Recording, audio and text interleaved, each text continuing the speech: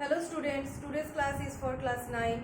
Today we are going to discuss about atomic structure and chemical bonding. In your previous class I have explained the term atom, discovery of electrons, subatomic particles and the properties of cathode rays. Okay. In today's class we will discuss about the rest of the properties of cathode rays. Okay. So the topic is properties of cathode rays. I have explained the three properties of cathode rays. One is it travels in a straight line. The second one is it can be deflected by electrical field, and the third one is it is negatively charged. So here the fourth point is whenever cathode rays fall over a metal plate, then it can generate X-ray. So the X-ray generation by cathode rays is one of those properties. So cathode rays can generate X-ray. Cathode rays can generate X-ray when fall on a metal plate. Suppose the metal plate is tungsten, generate X-ray when falls on a metal plate like tungsten. Tungsten is a metal. Tungsten is a metal and it is represented as W. Okay.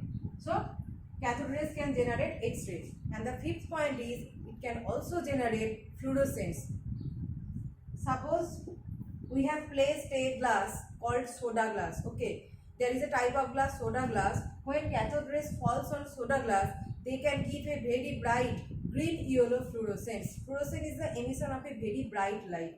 Whenever a light of certain wavelength fall over a substance, it can give fluorescence. That is the emission of a very bright light. So that property is also shown by cathode rays. That is, cathode rays whenever fall on a soda glass, they can generate greenish yellow fluorescence. So they can generate greenish yellow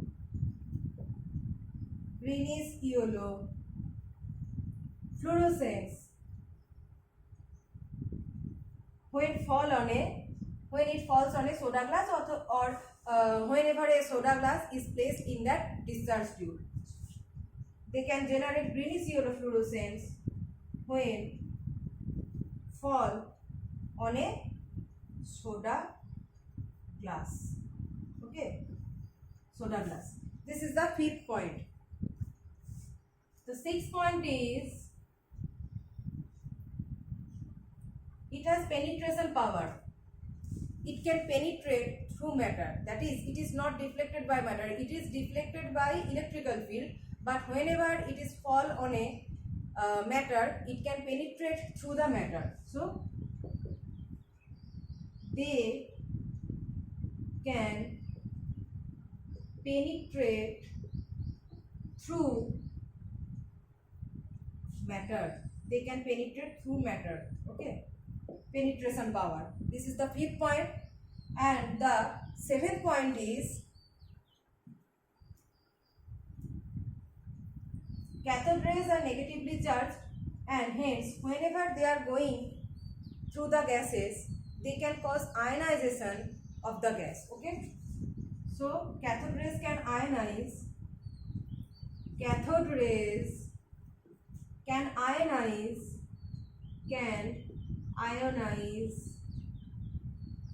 a gas. Cathode rays can ionize a gas.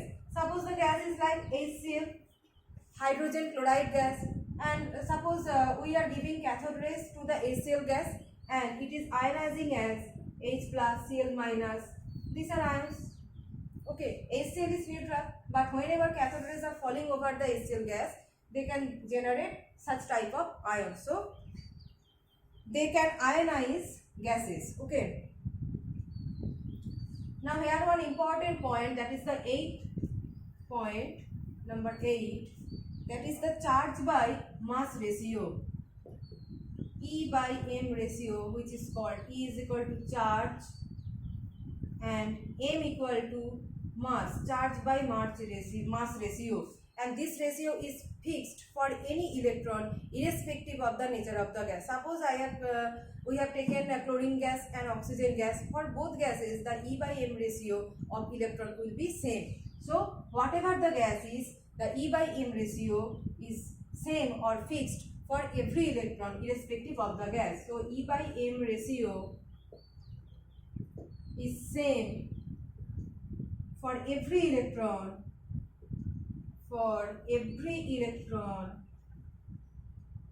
irrespective of the, that is, it does not depend on the nature of the gas, irrespective of the nature of the gas, okay. So E by M ratio is always fixed for an electron, and this E by M ratio is 1.76 into 10 to the power 1.76 into 10 to the power 11. Charge unit is coulomb, COULOMB, coulomb, and mass is kg, coulomb per kg. This E by M ratio is 1.76 into 10 to the power 11 coulomb per kg. And we have discussed three properties, that is they are deflected by electrical field, they can pass through matter, that is they can penetrate matter, and for any opaque objects they can produce shadow, just like sunlight. Sunlights are producing shadow for any opaque objects, and that is also applicable for cathode rays. So they can cause shadow for any opaque objects. Okay, it can penetrate through matter. It can cause shadow for opaque objects, and its E by M, charge by mass ratio, is always same irrespective of the nature of the gas, and it can give fluorescence. So these are the properties of cathode rays. By using these properties of cathode rays, Thomson came to the conclusion point of the properties of electrons. So what is the conclusion point? Conclusion. Thomson concluded that, number one, the conclusion is cathode rays are negatively charged and they are called as electrons. That means these cathode rays are actually electrons. Cathode rays are negatively charged, and he concluded that these cathode rays are actually electrons. Cathode rays are negatively charged and they are termed as electrons. So this is the first conclusion of, that is, he is getting the idea of electron from this cathode rays. Okay, this is the first point. So these are the integral part of any atom. Without electrons, atom can't exist. So cathode rays or electrons are the integral part of any atom. So you can write these negatively charged particles. These negatively charged particles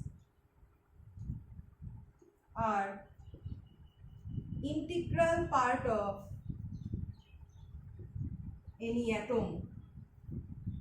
No atom can exist without these negatively charged electrons or cathode rays that are generating. And the third point is electrons have definite mass and definite charge, and that is fixed. Okay, so the third conclusion is electrons have a definite mass and charge. Electrons have a definitely mass and charge which are independent of the nature of the gas, that is, does not depend whatever the gas is. Okay, which are independent on the nature of the gas, nature of the gas, okay, which are independent of the nature of the gas. So these are the conclusion of Thomson by the discharge tube experiment. So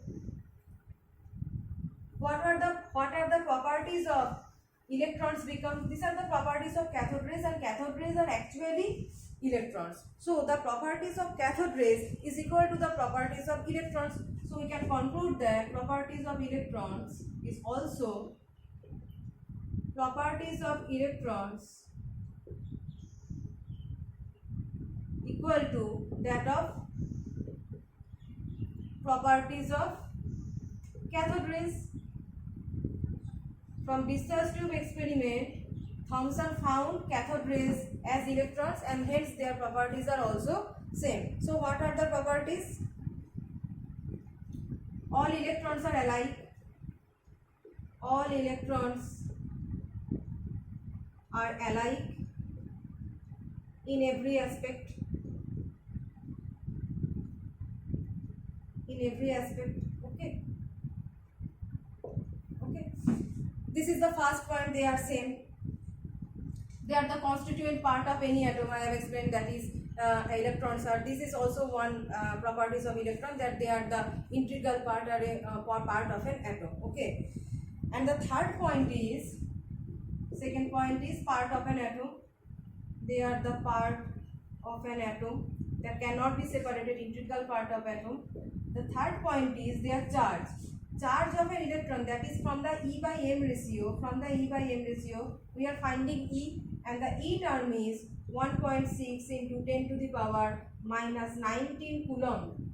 Minus 19 coulomb. And this 1.6 into minus 10 to the power minus 19 coulomb, it will have a negative charge. It will have a negative charge because the electrons are negatively charged. So this is 1.6 into 10 to the power minus 19 coulomb, and the mass M is 9.11 into 10 to the power minus 31 kg. When we will divide this two factor when we will divide, then we will get the E by M ratio as 1.76 into 10 to the power 11 coulomb. I have said earlier. Okay. So here is the individual E and M values of an electron. Okay. And electron is definitely very small in size, electron, and its radius is nearly equal to, to 1.1 into 10 to the power minus 15 meter. See, this 10 to the power minus 15 fraction is very small, so we cannot see electrons in naked eye, and its radius is very small. It's we have got this E by M ratio from the charge and mass, all this. So these are the properties of electrons. Now it is seen that the whole atom is electrically neutral. Atoms are not charged. Their subatomic particles are charged. Okay, but the whole atom is neutral. But how this can happen? There exist negatively charged electrons. That means in among the subatomic particles, there must exist some positively charged particles which is numerically equal to that of electrons to make the whole atom electrically neutral. If there exists 5 electrons, that is negatively charged, so other subatomic particles must donate 5 positive charge to make it neutral. So from that positive charge experience or idea, we are getting the idea of proton. So in the next class, we will discuss about that atomic neutrality and the properties of electrons and discovery of electrons. Okay.